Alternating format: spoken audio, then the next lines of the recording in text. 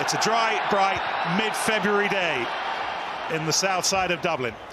And Wales have us underway. Replacement against Italy. Tadhg Furlong's hamstring tightening up in the opening minutes, but this is a different test. Absolutely. One he's going to want as well. You can see he fit in almost seamlessly last week, and he's doing exactly what they're asking him to do. Get the ball in, get it out. And here again is Farrell. First test caps in the autumn against Fiji and Argentina, but now he's running at Six Nations defences, as is Healy. Hard work on the floor from Shingler. And Ireland with the advantage. And for the first time within touching distance of the try. That is a wonderful pass and expertly finished. Stockdale with the try, but the slide rule precision from the hands of Johnny Sexton.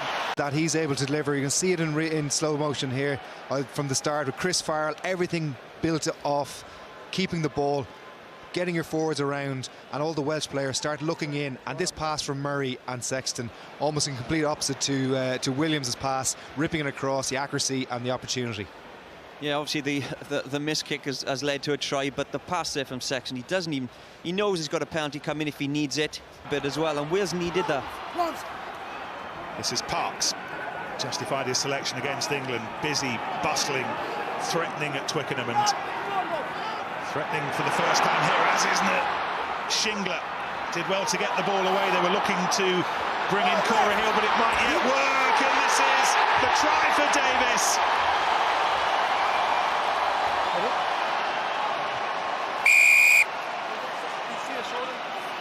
Oh, what a response.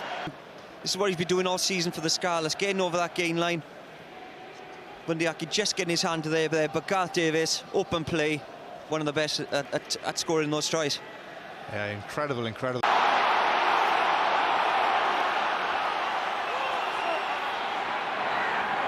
holds it. This is Ryan. It went backwards. Murray sweeps up again. Healy. And again, Ryan doing what he can do. Omani. Here's Dan Levy. Really come into his own recent times, covering for the injured Sean O'Brien and leading this later offence at the end of the first half. This is Stander.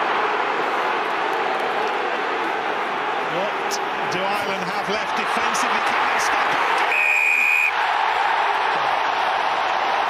Right at the end, right on the cusp of half-time.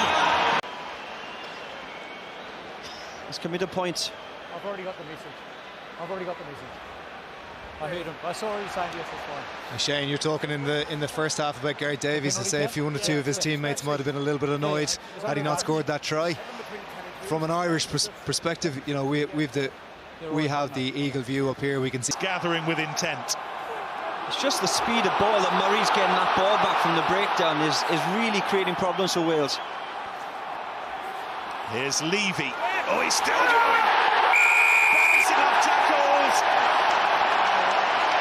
And Dan Levy, a Dublin boy, scores a try in the Six Nations.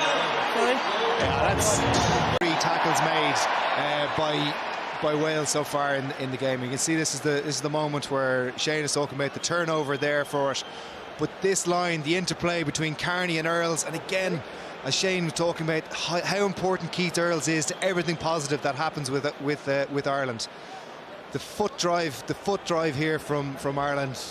Questionable. Are you talking about maybe a player being in front? But Ireland once more try to lay the foundation from the line-out. And once more, Wales have done so well to get that in particular. Now one of the world's best referees. Crouch! Bind! Sit! Conor Murray trots in. Stander to Murray. Earls is offering the threat.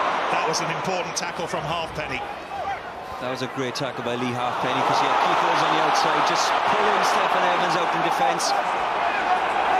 but they've still got the ball, and this is where they look really dangerous close to that try line. Yeah, still issues, twisting and turning, stand-up. A couple of years on from his Six Nations day here against Wales, and he's set up the platform, and Wales have conceded another. And it is Cian Healy.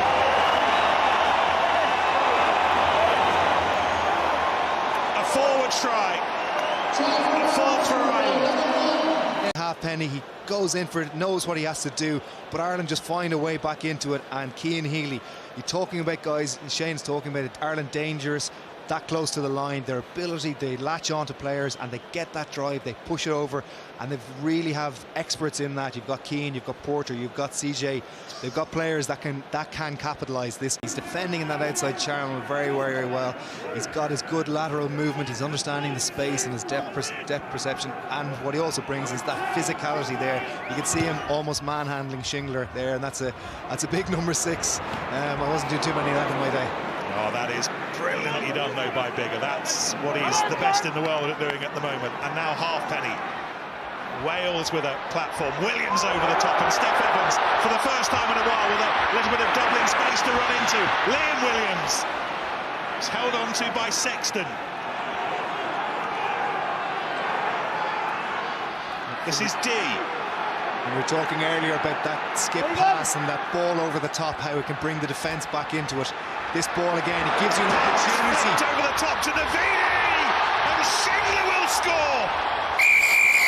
And the fires are still burning. Absolutely. And again, this is what Dan Biggar does best. He's made 20-25 yards here just by chasing a kick, regaining, and that's huge. That's a massive part of his game, and that's a big part of Wales' game. Stephen Evans, who hasn't had the ball much this game, has got involved twice now in the last 5 minutes. Tries getting on Earls, but he's got a bit of pace. And this is what Wales do well. Pass behind. Parks just has a quick look. And Shingler in the corner for what looks an easy try in the end, but they've had to work really hard for that. And that ball isn't going anywhere at the moment. And there's a feather in the camp of the Irish drop. Sexton on the field, but it's a kick to put them 10 points ahead and really take the pressure off Ireland, especially when Wales have started to get a bit of acidity in this game. But however, Wales still going strong, and this is North, having been released by Halfpenny. Shane talking earlier about the quality that Chaburik brings, that ability to get that ball away, really, really tight defences, and he just passes that ball, gets George North away up the wing. Ireland having to operate without Sexton. Joey Carver is come on, and this is Navini, and this is Evans, and they will not go quietly, and Wales have scored another. Starbursts during the course of this match, but at times they've been unplayable, and they've got another try. Anscombe, Halfpenny to Evans. Still the hope of the thousands of those who've travelled from Wales. Tackle! Thomas Francis manages to get the ball down. Anscombe. And now Parks.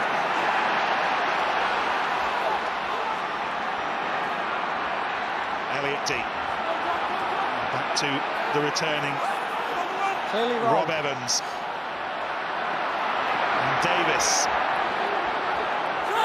And your thoughts go back to Paris and Johnny Sexton, and how Ireland pulled it out of the fire. Scotland has it. Ireland have it. And Wales had to give it a crack, but in the end they paid the price. And Ireland are still on course for the Grand Slam, but how hard they've been pushed in Dublin today by Wales. And yet they were still nearly in there. And we got this young kid, Stockdale, he's got that predatory instinct. Wales have been throwing those balls over the top. He waited till the 79th minute, and he picked it off. And you know, we speak about sometimes it's just the short, quick passes that make the difference and create the problems. And you can't blame Wales there, going for the juggler, trying to go for the win. It's the long pass that Stockdale does really well. He holds his time, interception, and a win for Ireland.